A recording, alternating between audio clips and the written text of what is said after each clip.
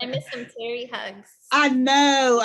COVID is just not nice to us, not nice at all. But I want to say thank you so much, both of you, LT, for taking the time out to come with Western Power and educate us. I cannot thank you enough. I know your schedule is extremely busy. So thank you. And I want to just tell you a little bit about Western Power, and we are also recording. Western Power, what we're doing right now is doing an educational community civic series, because our community was coming out in droves to vote for the presidential elections and not our local offices. So what we do is just educate the community on the importance of our local offices and make sure that we get out there and make sure that we, do our voting. So that's a little bit about Western Power, and let's get started, because as I said before, I know your schedule is extremely busy. All right, so my very first question is, Lieutenant Governor John Fetterman, who are you? Who are you? Well, sure. As the title would indicate, I'm Pennsylvania's Lieutenant Governor, but I'm also somebody that has spent the last 26 years working on behalf and trying to advocate and advance marginalized communities and the people that live there. 26 years ago, right now, I was working as an AmeriCorps volunteer, setting up some of the first computer labs in the Hill District in Pittsburgh, helping young mothers and young fathers learn how to use computers, type, get a resume together, get their GEDs. So that's what started. So 26 years later, we're still doing the same kind of things, in the sense that, whether it's helping get people out of prison, whether it's advocating for minimum wage, whether it's advocating for criminal justice reform, whether it's working with Gisele here in Braddock, places like Braddock and those kind of marginalized places have been my life's work, and that's really who I am, and that's what I've been doing consistently now for the last 26 years, whether it was an AmeriCorps volunteer, whether it was program director here in Braddock, whether it was mayor, or now as Lieutenant Governor. That's who I am. He's also a daddy. Yeah. With 3 kids. That's true too. Thank you, Gisele. Thank you. Because I know when I was what struck me was that you were a GED tutor years ago, because what we through Pittsburgh Literacy Council, Western Power has started a GED program. So I was really happy to see that. Thank you. It's actually one of the most potent economic development tools that exists, because an individual that drops out for whatever reason, they are shut off from so many wonderful opportunities down the line. And I've seen it firsthand. And we have to create more pathways to GEDs for folks, and the dividends that it pays, just for that person and for their families and for the communities and for our tax coffers is overwhelming. And I'm really proud of the fact that well over 1,000 young people, almost exclusively of color, have gotten their GEDs through the programming that I've instituted over the years. Wow. Thank you for that. Thank you so much. Now, my next question to you is, okay, so you're a lieutenant governor and you're running to be the senator. Why? Why become senator? Well, because I've always believed in wanting to be of service and of assistance.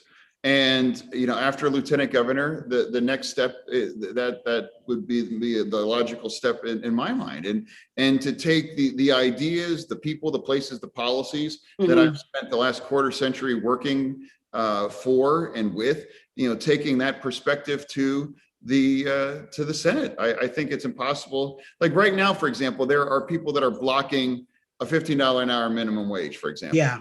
And I know firsthand, because of the young people that I've worked with, and what that means to land a job that is transformative in allowing you to be self-sufficient and to take care of you and yours. And why anyone would want to stand in the way of that, I'll never understand that. It's basic fairness and basic equity, and the lesson and the perspectives that we've accrued together over the last 20 years, I think is missing in the Senate, and it's part of why I would want to be able to take that perspective to the Senate. Yeah, wow. Because now with 412, Gisele, yours is a volunteer. Is that all volunteer based? So I'm a complete volunteer through whether when I started 412 Food Rescue or the Free Store or For Good Pittsburgh, I'm a complete volunteer. The Free Store is still 100% volunteer run. 412 Wow. a team and their staff, but I'm still, gosh, how many years later? 9 years later, I'm still 100% volunteer. Yeah. Wow. She does it out of a deep-seated love and conviction for those that need that assistance. And let me be clear, Braddock, no one in Braddock has to ever go without food, clothing, diapers, formula, and those kind of basic necessities because of the work that she's done here. It's, you know, I'm grateful that I get to do this work. I was a family, when I came to this country as a young immigrant, our family needed help. Yeah.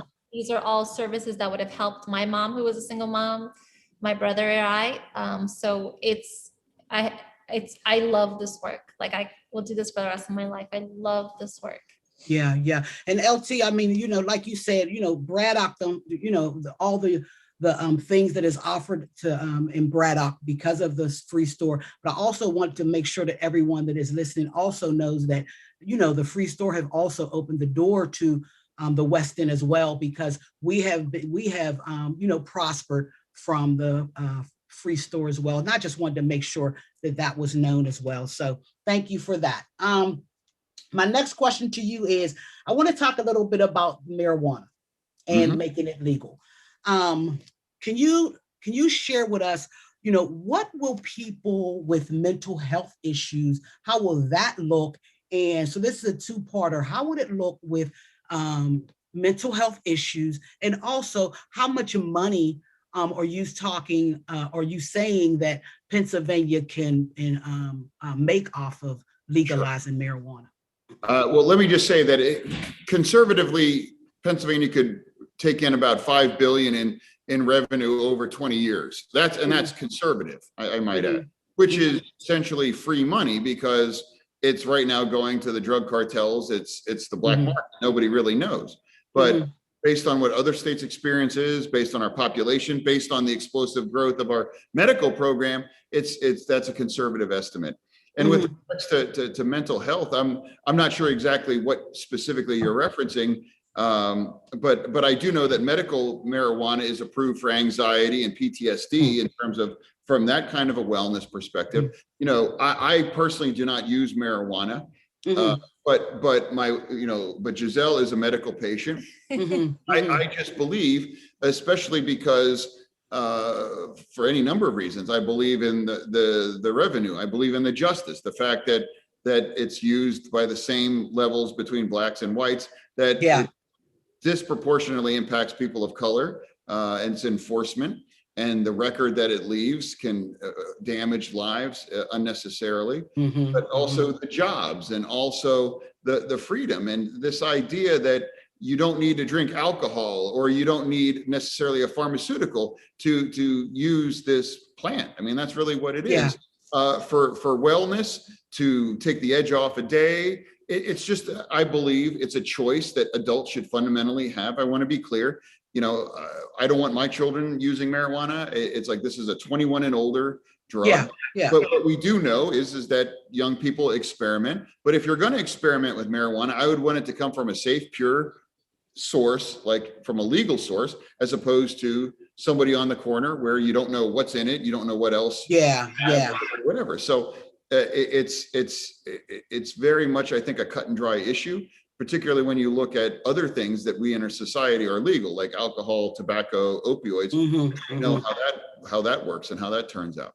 I know the first time that I even when it was a young lady, she was on I can't remember what show, but her daughter was I forget the ailment, but she had like an ailment, she couldn't control her limbs or anything. Seizures, probably, yeah. Seizures, maybe. I know it's very helpful for seizures. Yeah, but it was like she was in a wheelchair, like she could not walk or any. But when she did smoke marijuana, she did not have the seizure. She did not. She was calmer. it helped her. So you know what I'm saying? Yeah. It's helped my life drastically. You know, I suffer from chronic back pain since I was a child. And, you know, some days it's hard to even get out of bed. And I've always been very afraid of opioids. You Wow. know, I just lost Yeah. someone to an overdose 2 weeks ago. Yeah. I was very afraid of it. And you try all these things to cope with it. And some days, some things work, but it's helped make me feel normal, you know, Yeah. kind of face life in a much better way. And I'm so grateful. And the fact that so many people don't have access to that now. You know? Yeah. Yeah. Wow. Thank you. Thank you so much. Now, one more question. I mean, well, I'm going to go to the next question. LT, so now what can a senator do pertaining to better our criminal justice system? Sure.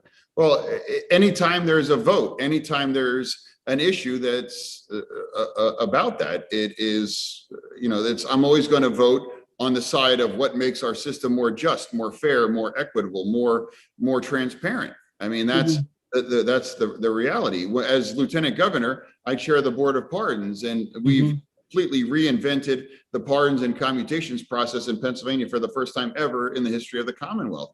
And people are coming home. I hope, I don't know, Avis Lee is, Avis Lee is coming home because of the work that I've done on the Pardons Board. And I said this to her, I said, I hope my children get to plant tomatoes with her at the urban farm here in Braddock, because Grow Pittsburgh is one of the organizations that offered her a job. And you know, she is a special person, and she did not deserve to die in prison. And it was too many years that she's been in, but I'm so grateful that she's home now. And that is I just actually was meeting with someone here before I jumped on your call, saying I would do that for the rest of my life if I could, because that winds my clock, making sure that no one that shouldn't be in prison or die in prison shouldn't. And that to me is the essence of criminal justice, is like who should be in there, who shouldn't be in there, acknowledging the historic and the systemic racism. You know, if you look at the LWOP population in Pennsylvania, 72% of people doing life without parole in Allegheny County are Black. And in Philadelphia, that number shoots up to 84%. And that's certainly not reflective of the population as a whole in Pennsylvania. So dismantling that has been very, not only invigorating for me, but also very eye-opening in terms of just how much work still needs to be done. Yeah, yeah. I'm so glad you mentioned Avis Lee, because, you know, when I met her, you know, she was one of the people that was very influential with, you know, not getting in trouble. Don't do this, don't do that. You know, in her spirit, really just it speaks to you without her even saying a word, you know. Yeah. And I'm glad you had mentioned LWOP. I'm glad you had let everyone know exactly what that means, life without the possibility of parole, which is. And let me just also say, like, Avis is the face of a lot of the people that are going to die in prison without this kind of intervention. And I'm proud to say that I commissioned a study between the Heinz Endowment here out west and Pittsburgh Lawyers for Social Equity in Philadelphia to study the second-degree murder convictions in Pennsylvania. That, in other words, if you didn't directly take a life, why should you have your life taken through incarceration? And my hope is there's a political will to abolish death by incarceration for second-degree murder here in Pennsylvania, because it's a tragedy. And that's my hope. And Avis is a shining example of really who we really are condemning to die in prison. So yeah. And I'm so glad to hear that, you know, your eye is on that ball, because that is, like you said, that is extremely important. So one other thing, my next question to you, LT, is the air quality, water quality. What can a senator do to make that air quality and our water quality better here in Pennsylvania? You can just make sure that the Environmental Protection Agency has teeth, and that who directs it understands that we need to have clean air and clean water, and we need to make sure that those regulations are followed. Under President Trump, all those were essentially thrown out the window, and there was a complete rollback on basic fundamental, like mercury. Like, wouldn't you think mercury in the environment would be something that would be bipartisan support? But all of these things just got rolled back, and it comes down to voting for the environment and setting federal policy. And when there's a question of the environment versus harming it, I would of course always vote on the side of making our environment more. I mean, we're raising our children right across the street from the Edgar Thompson plant here. Everyone has an investment in clean air and clean water. We all have to acknowledge that's a priority for sure. Okay. Thank you for that. So now my next question to you, LT, is I want to talk about what everyone has been talking about, the elephant in the room. Sure. So can you tell us, or can you talk with me a little bit about, what happened about the elephant in the room, the black man, okay, go ahead.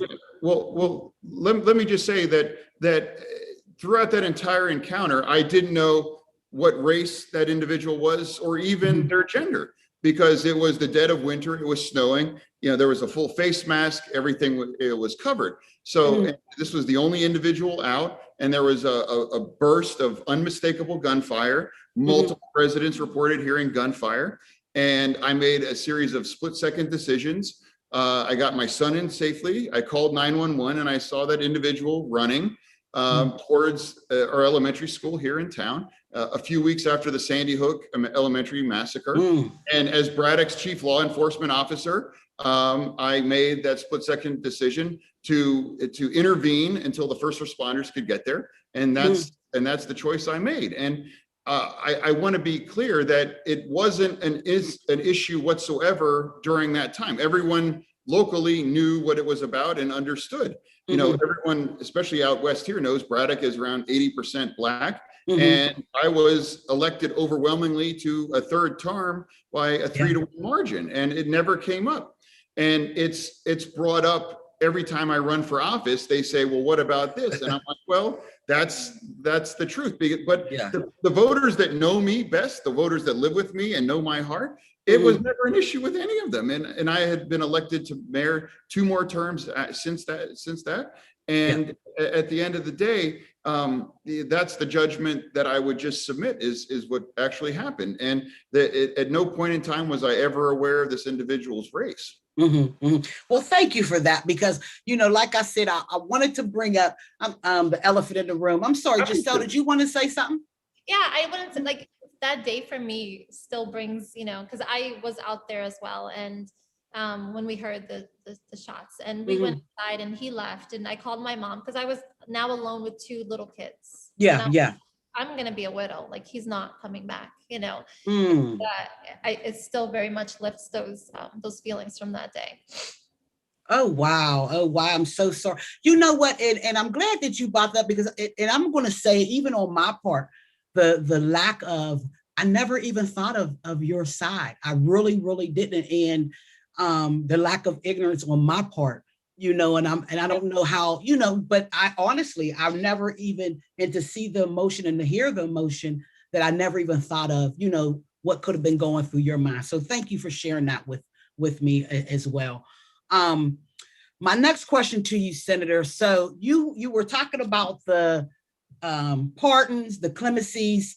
So if you become our next senator, what happens with the process of the paperwork that is in Harrisburg right now, waiting for clemencies and pardons? It's a great question. I was just meeting with Richard Garland.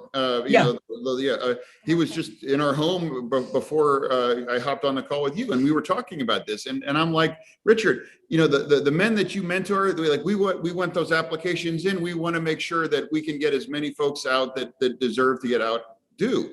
And that's, we want to get as many applications in and to the governor's desk. You know, I have a great working relationship with the governor. He believes in a second chance as I do. And when I do leave office, we will have that process completely digitized.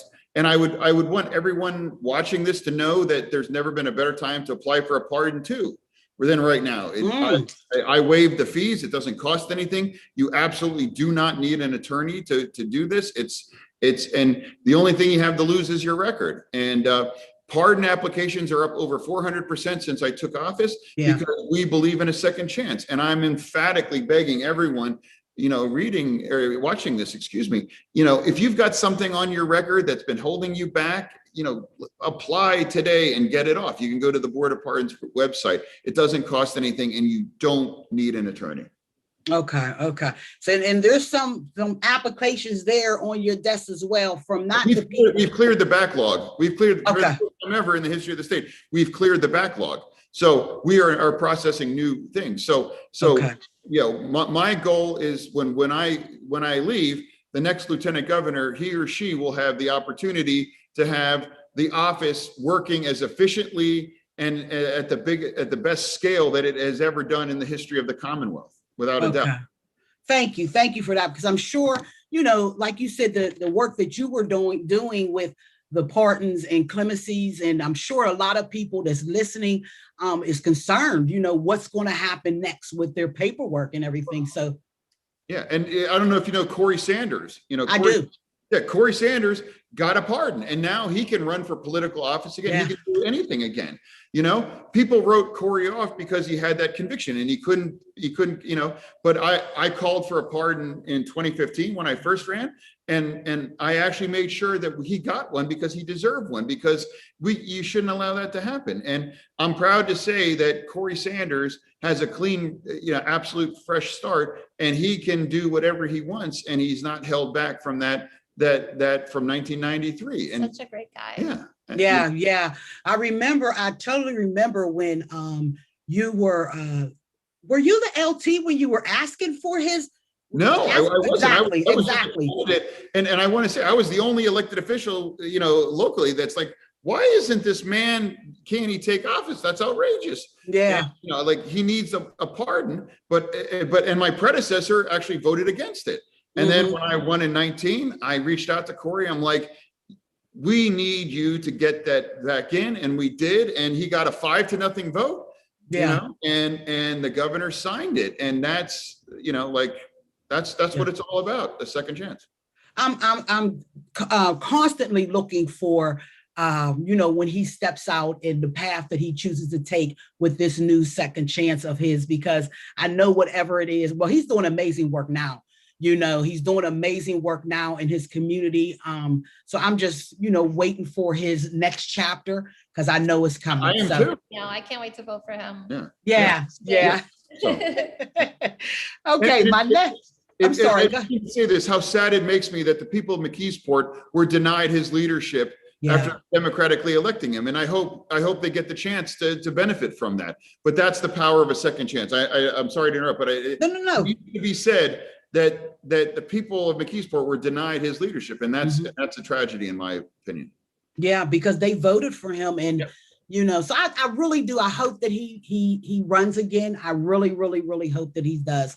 Because, you know, that's the type of person that our communities need. So thank you for that as well. And we're winding down. Can you have some first, LT? And what I mean by that is, like, you were, stated in the very beginning about, you know, your GED, you know, several things you did with the young mothers and everything. Can you tell us some of the first that has your name on it? That you were the very first computer lab in the Hill District, you know, 1995. You know, first same-sex wedding I was the first mayor to bring a restaurant to Braddock in 35 years here. Oh, wow. You know, I was the first lieutenant governor to reject living in a mansion that you all pay for with a chef and a gardener, and stayed right here in Braddock. And I insisted that the state sell the mansion, which they did, and no longer. The first to reopen the pool to the public. Yeah, open the pool to Pennsylvania's children. I'm also the first lieutenant governor, in 35 years to get the number of people I have gotten to the desk for the governor to get a second chance to. I'm the first lieutenant governor to digitize the pardons process. I'm the first mayor of Braddock to take Braddock to a 5.5-year period where no lives were lost through violence in Braddock when I was mayor. So there's a lot, and I just. Weren't you the only elected official to endorse Obama? Yeah, that's true. I was the only mayor in Western PA to endorse Barack Obama in 2008, and I served in his electoral. I was a member of the Electoral College in 2008. Great, thank you for reminding me that.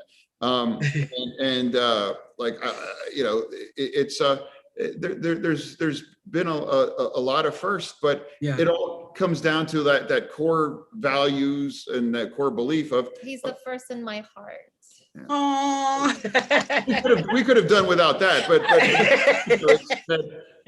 this is 26 years in the making, and whether it was working in the Hill 26 years ago to meeting with Richard Garland in my living room talking about commutations, it's all been a process of advocacy for marginalized communities and making sure that things are more equitable and fair and things getting better, and that's what we've dedicated our lives to.